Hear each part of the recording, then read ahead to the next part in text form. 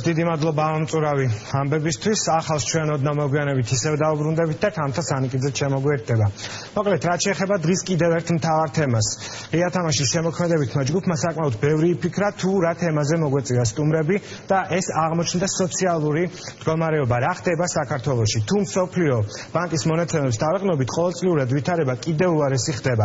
მოკლედ, ვნახოთ სოფო ზედელაშვილის რეპორტაჟი, შემდეგ უკვე სტუდიის სტუმრებთან ერთად გავაგრძელოთ საუბარი. Არსად არაფერს არ ვიღებდით გარდა დახმარებისა და ეს დახმარებაც მოგვიხსნეს.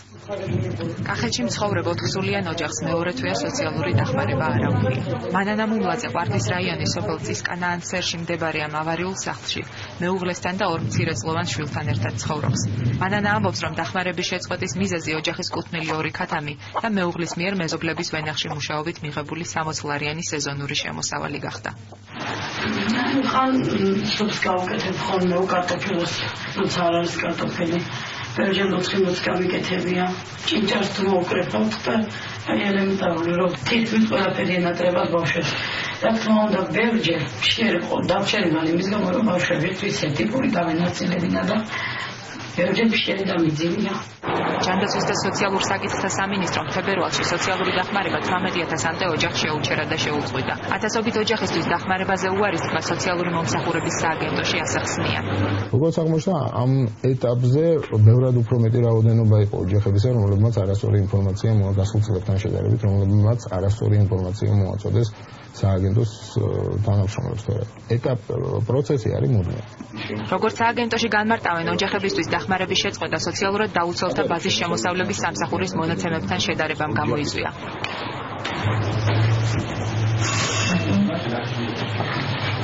მოგწონდი 80 წლის სიალა ფაილოძე საარსებო შემწეობას ძველებურად მიიღებს. სოციალური მომსახურების სააგენტომ დახმარების მიღება მას წელსაც გაუგრძელა. ფაილოძე თბილისში მეუღლესთან და შეზღუდული შესაძლებლობის მქონე შვილთან ერთად ცხოვრობს. ოჯახის შემოსავალი მხოლოდ ცოლქმრის პენსია და სოციალური დახმარებაა. სლამ ახალგაზრდები ვიყავით, არ გვიჭირდა და ეხლა ძალიან გაგვიჭირდა. იცი რა ხელას ნიშნავს ის დახმარება? პენსია დამჭა 65 ლარი თუ როცა. ეწაბლები რო ვიყიდე, მეზობელი მყავს ის მეხმარება საჭმელს. რომ მორჩება საჭმელი.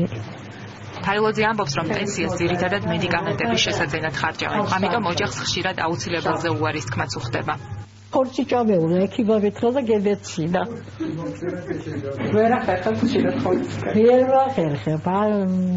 ვენა უნდა იყიდოდე და ჭადეო გამაგლობინი გაქვს ძალიან დაბალიო. და რა უთხარით მე?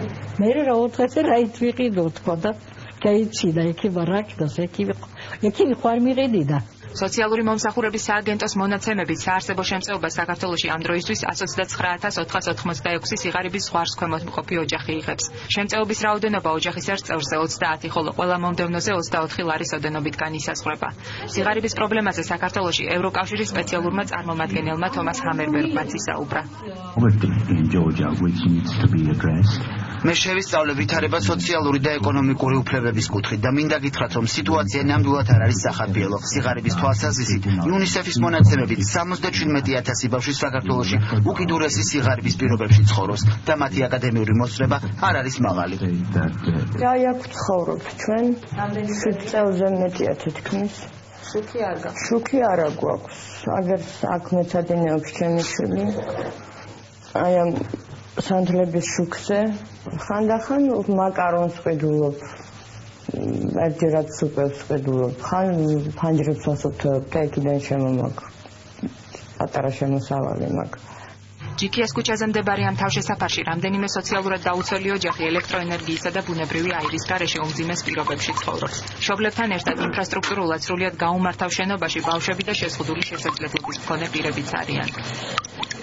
მსოფლიო ბანკის მონაცემებით დღესდღეობით არც ერთ პოსტსაბჭოთა ქვეყანაში სიღარიბის ყველაზე უფრო დაბალ ზღვარს ქვემოთ მოსახლეობის 2%-ზე მეტი არ იმყოფება. იმ დროს, როდესაც საქართველოს მოსახლეობის 15.27% უკიდურეს გაჭირვებაში დღეში $1.25 ქვემოთ შემოსავლის პირობებში ცხოვრობს. მსოფლიო ბანკის მონაცემების სიზუსტეს ეჩქუჟაყენებს ეკონომისტი პაატა შეშელიძე.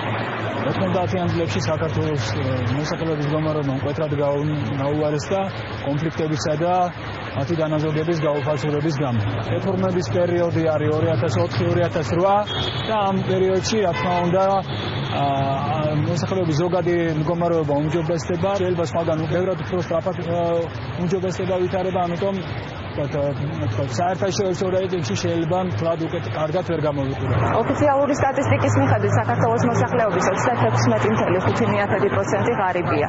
საარსებო შემწეობას ამ დროისთვის 392,527 პირი იღებს, რაც ჩვენი მოქალაქეების დაახლოებით 8.7%-ია.